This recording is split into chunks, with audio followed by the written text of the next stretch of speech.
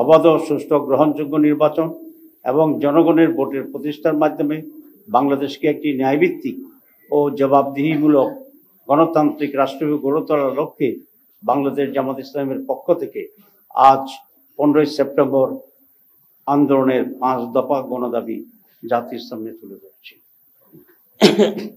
দাবিসমূহ: জুলাই জাতীয় সনদের ভিত্তিতে আগামী ফেব্রুয়ারিতে নির্বাচন আয়োজন করা। 2, আগামী জাতীয় নির্বাচনে উভয় পক্ষে পিআর পদ্ধতি চালু করা। 3, অবাধ, সুষ্ঠু ও গ্রহণযোগ্য নির্বাচনের লক্ষ্যে সকলের জন্য লেভেল প্লেইং ফিল্ড নিশ্চিত করা। 4, ফ্যাসিস্ট সরকারের সকল জুলুম, নির্যাতন, গণহত্যা ও দুর্নীতির বিচার দৃশ্যমান করা।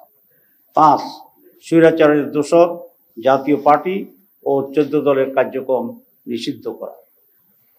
উক্ত দাবিসমূহ বাস্তবায়নের লক্ষ্যে নিম্নোক্ত কর্মসূচি পালন করা হবে ইনশাআল্লাহ। 1, 18ই সেপ্টেম্বর রাজধানী ঢাকায় সমাবেশ ও বিক্ষোভ মিছিল। 19 সেপ্টেম্বর দেশের সকল বিভাগীয় শহরে বিক্ষোভ মিছিল।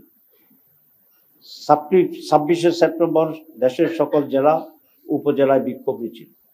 এইসব কর্মসূচি বাস্তবায়নের মাধ্যমে জনগণের দাবি আদায়ের লক্ষ্যে ঐক্যবদ্ধ হওয়ার জন্য আমরা দেশবাসীর প্রতি উদাত্ত আহ্বান জানাচ্ছি।